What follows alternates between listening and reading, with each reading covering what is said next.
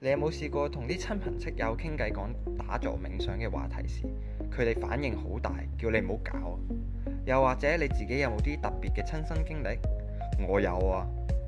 大家好，歡迎嚟到我嘅 channel 洗底工廠，我係 Logan。先講明，我唔代表任何宗教，亦冇任何靜觀嘅證書喺手，所以咧我都唔會拋書包喺度講一啲太專業嘅禪修名詞，只希望用一個過來人嘅身份，俾一張簡單嘅地圖你。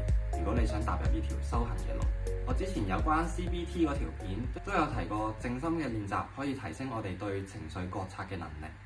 如果你都有靜心嘅習慣，你一開始係乜嘢原因去開始呢？我呢，就係因為燥底，我唔想結婚之後或者生咗小朋友之後，佢會遺傳咗我燥底嘅性格，令到佢日後錯失咗好多朋友同埋工作嘅機會。咁啱聽講靜心可以令到人哋平靜舒服，咁就開始上網去揾有關嘅資料啦。我第一次接觸冥想嘅方法都偏向 New Age， 當中一定提到 mindfulness 呢個字。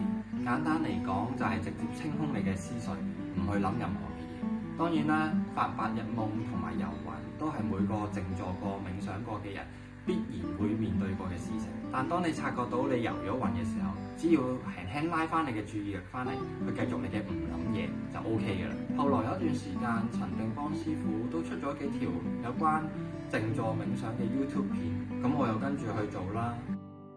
當時嘅我好仰望邦邦師傅，唔單止想顯化我嘅理想生活，跟住仲諗住，哇！如果提升靈性，到時再學占卜命理啊、奇門遁甲啊、塔羅呢啲再準啲，咁就發達啦。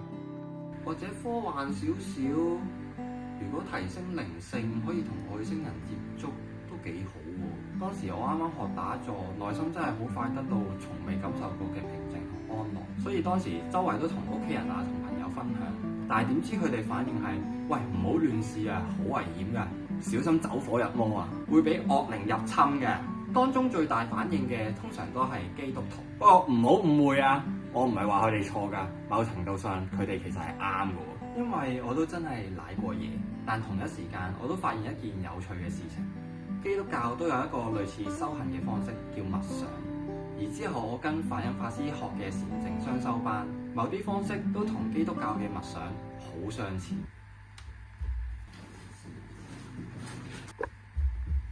正經，聖經入面都有提到默想，專注喺神嘅話語、神嘅慈愛、神嘅大能同神嘅教導。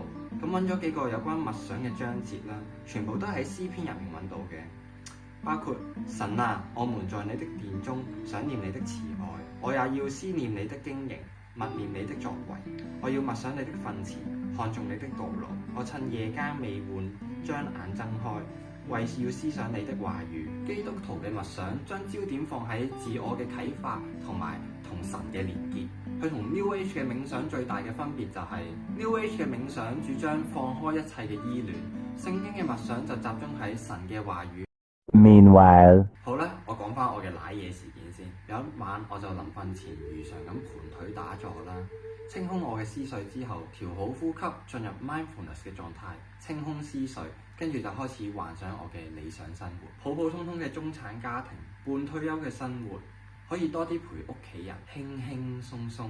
但嗰次我感覺到好似有人圍住我咁樣，望住我打坐，而且帶住唔友善嘅意圖。我心諗啦，開眼好啊，定係當冇嘢呢？掙扎咗幾分鐘之後，最後都冇咩異樣。嗰晚亦都冇發噩夢，但我成個人醒咗，成個月都冇打坐。後來咧就有朋友介紹我去睇圓通子嘅 YouTube channel， 我先開始了解佛學嘅正念打坐。我對呢件事嘅理解係，雖然我只係幻想普普通通嘅生活，但係當中包含咗好多嘅貪念，渴望掌控，渴望得到。佢哋睇中人類嘅貪念同慾望，藉此誘導人類去走上歪路。想離苦得樂並唔係一朝一夕嘅事情嚟嘅。但有一絲嘅善念，絕對係不可缺少嘅種子。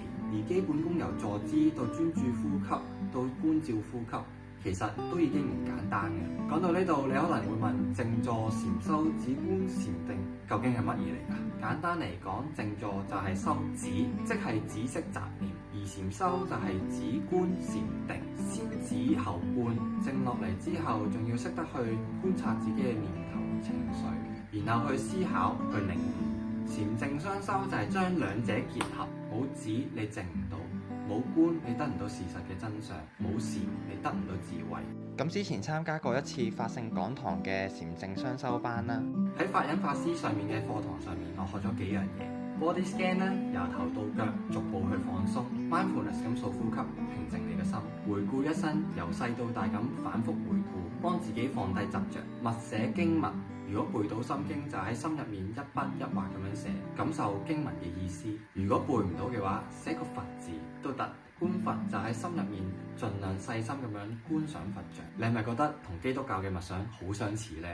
係啊，所以最後我想同大家講嘅就係，其實五湖四海唔同嘅宗教，點解成日都要互相指罵呢？好多時出問題嘅根本唔係宗教本身，而係我哋呢班所謂嘅信徒錯誤咁演繹咗佢哋嘅本意。